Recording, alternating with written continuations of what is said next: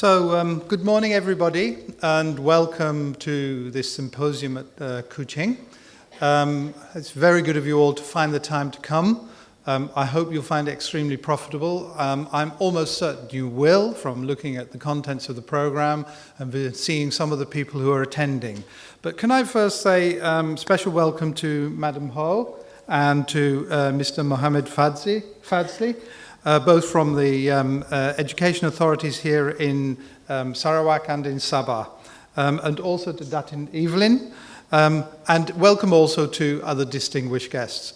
But colleagues, fellow teachers, because I did teach for 10 years before I went on to do other things, so it's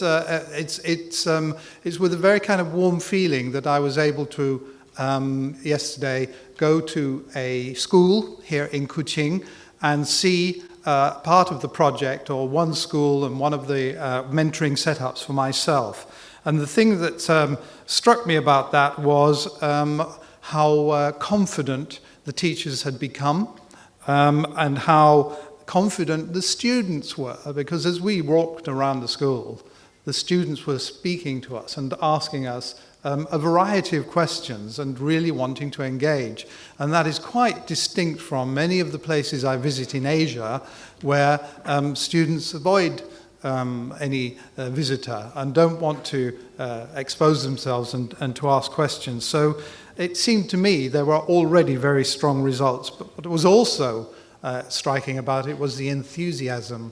There was huge enthusiasm among everybody concerned. That was the teachers who were there, among the students, and also I've got to say we had a very enthusiastic mentor there, and it was actually energizing just to meet that mentor. I felt quite a bit of energy gain myself by talking to her. That was Faith, I think, in that school. So that exposure to the project has given me great confidence in what it can do. It's interesting, isn't it, that what people say is that if you want to get good at something, you should just do it, right? So there's the old adage, practice makes perfect. And that is true. However, in human experience, the thing that adds to doing something and practicing making perfect, there are two things which add to that. And the one is to stand back from time to time and to reflect on what you've been doing, and to think about what could improve, what could change, and how things are going. And the second thing that really makes a difference to how we perform is actually sharing with other people and seeing what somebody else has done, or telling people what you've done, and then learning from the sharing that you do with other people. And it seems to me that this symposium, this conference, is a prime opportunity to do both of those things, both to step back and to reflect for a little while, but also to share what you've been doing with other people. So a great opportunity for that. Why is the British Council involved? Well, the British Council is really about bringing people together from different countries, and especially from the UK, working with other countries around the world. In the past, we might have thought that we were giving something. That approach disappeared, decades ago. We learn at least as much as we give when we are involved in these international events. And so we talk now about building trust between people by bringing them together to work in areas of their common interest, and about engagement. And we do that especially in areas such as education and English. And these are very, very strong areas in the UK, areas where a lot of work and a lot of research has gone into it. And I would say that the UK benefits hugely and is able to make progress in education and the work in English because we're engaged with so many people around the world and learning from their experience as well. So it was a delight here in Malaysia when what I think the government has shown and the Ministry of Education has shown huge foresight and vision in deciding to introduce a new primary national curriculum and then to focus on teacher capacity building to facilitate that and to empower teachers in the classroom. And it's been a great privilege for us to be invited to be a project partner in making that happen. And the English Language Teacher Development Project fits extremely well with the development of education and our goals of partnership and working together. And so it is a very, very positive project from our point of view.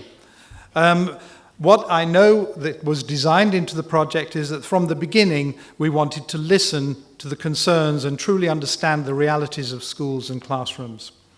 So the approach in ELTDP has been to empower teachers in their classroom through a process of working with individuals and working with small groups. And that has given rise to this mentoring approach, which I think is very varied, and it's bound to be varied. Quite recently, a few years ago, to try and improve my own skills, I went along to do a coaching course. And coaching, it says, you must not be there on your own agenda.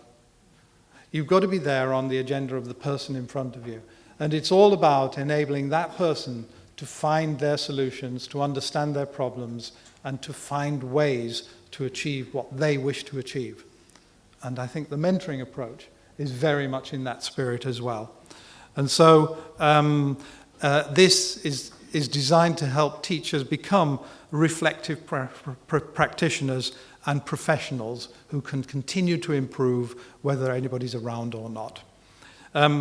I should plug my own. When I was doing my PhD in applied linguistics, which I didn't finish, by the way, but when you start with the British Council, you don't have time to do that. But it was very much about taking that approach with a learner of languages as well. And if there's the old adage again of, if you give a man a fish, he can eat for a day, but if you teach him to fish, he can find food for his whole life. But it's the same with a learner. If you give them the tools to be able to understand how to define their learning, and you give them the tools to be able to help them supplement their own learning, then they can go on learning for life and they can develop as an individual. And I think that, the mentoring approach can also be true with people in the classroom. I think some of the innovation around what has been going on in the English classrooms in Sabah, Sarawak and Labuan is fantastic. There have been new resources produced by teachers, and I saw some of those upstairs, and I know that teachers have been trading the resources, and that creativity is coming from among the teachers.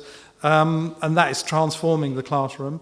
What's also so interesting is the success you've had in engaging the parents and families of the students in the classroom, of the learners. Now that is a tremendously important aspect, I think, of education. I think where it's believed that education is the business of teachers in schools, you're going to head for failure. Where it's believed education belongs to society and that parents have at least as much of a role to play as teachers, then you're heading for success. And what you've achieved here in that area, I think, is already very remarkable. And then also I gather, and I saw evidence of this in the school yesterday, that what is happening in this project is influencing teachers of other subjects who are starting to look at this. And that school leadership with the PKs and the GBs, that they are also beginning to look at this and beginning to change. So it's quite a revolution, a quiet revolution and a positive revolution, which you're a part of. And it's great just to be able to see that. So can I just say thank you for inviting me along today and for allowing me to be a part of this. I've met quite a few of you. Oh, somebody I recognize there. I hope to be able to speak to more of you later today, and I wish you all the very best over the next few days with the Symposium. Thank you very much.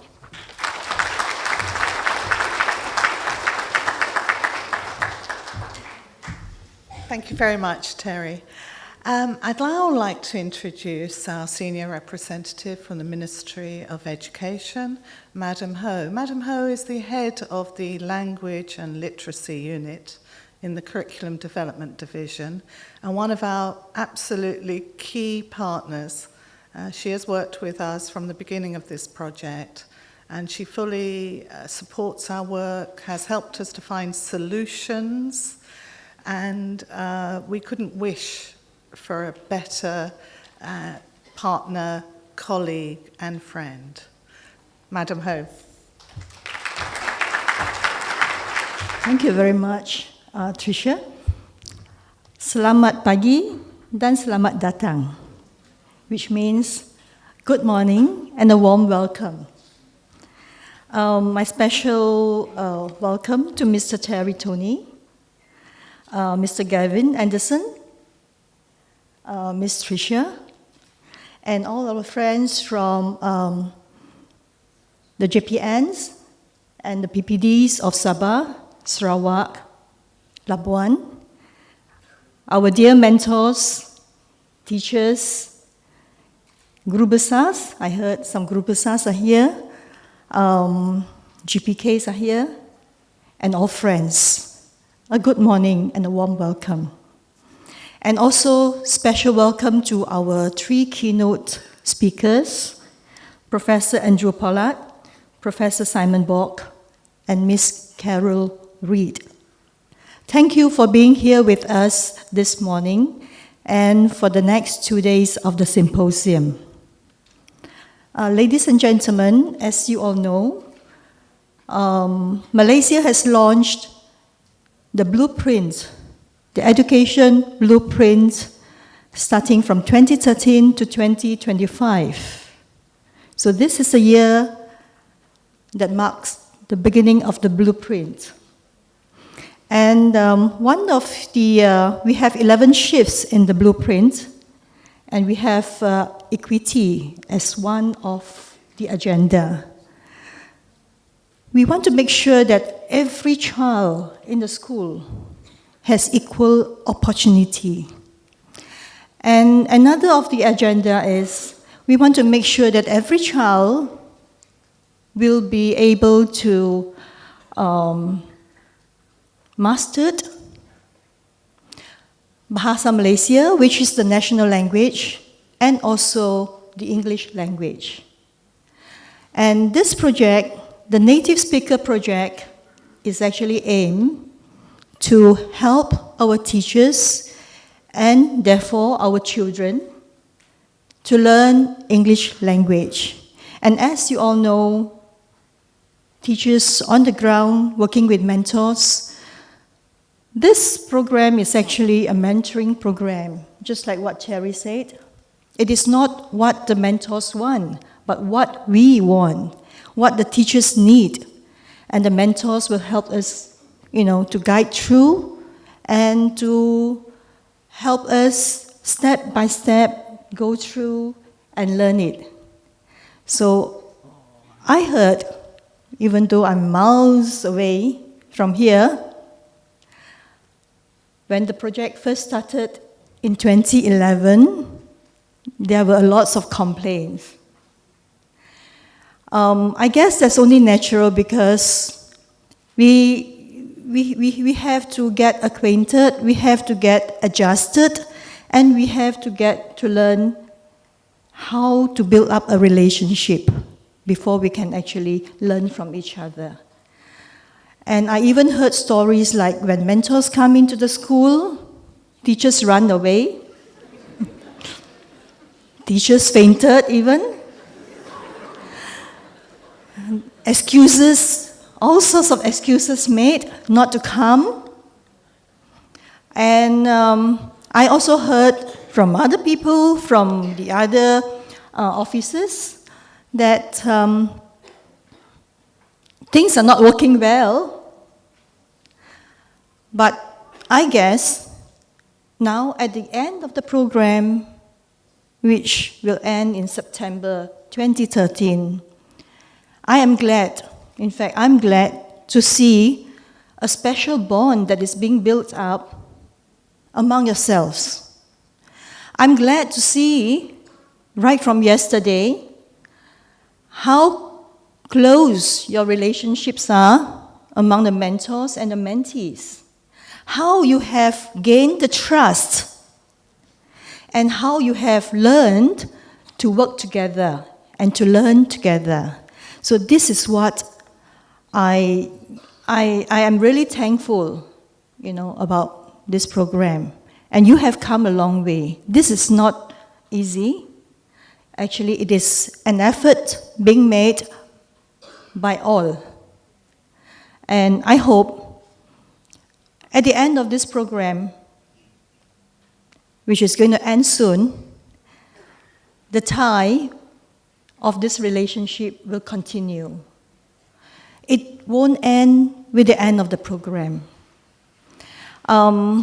Teachers and even Guru Besars and all the other teachers who are not on this program, I'm sure you have learned a lot from mentors. And I'm sure mentors, you have also learned a lot from our teachers here and even our communities. So this program basically is not only within the school, but it is also building relationship within the community. And therefore, I hope that with this program going on, with this seed being sowed, it will grow into a big tree and bear fruits later on. Just like Confucius said, the journey of 1,000 miles begins with the first step. We have taken the first step. And even though with the end of the program in September, I hope this is just the beginning of the journey, of many, many more miles to come. So with this, I would like to say my special appreciation to all parties involved, from British Council, who have put in a lot of effort and have ensured that a good structure has actually been in place. Our mentors, especially, who have come far from all over the world. Our mentees who are working on this program, who have tried very hard and learned a lot. Our GBs and GPKs in schools, our JPN, PPDs, and all our friends from the ministry. We do meet from time to discuss, to plan, even to fight. Yeah, to fight for better planning. So with my special appreciation, and also on behalf of our General Director, Datuk Sri Abdul Ghaffar, who is not able to be with us this morning, and the Director of CDD, Dr. Masna, they are having other meetings right now somewhere in Sabah, I heard. So I would like to extend their well wishes and their appreciation to all of you as well. So thank you very much.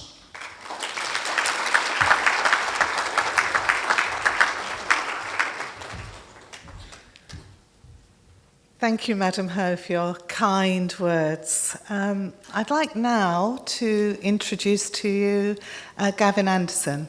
Gavin Anderson is the country director for Malaysia. Like me, he works in KL, but he has been able to visit our project in Sabah and Sarawak. And Gavin.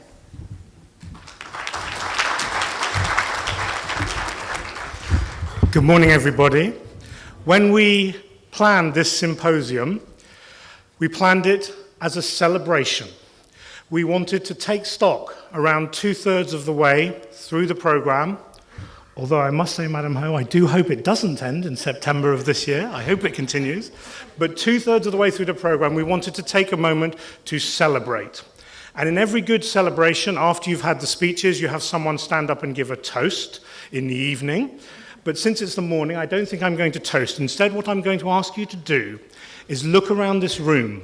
Look at everybody who has achieved so much over the last 2 years. Look at all of the contributions.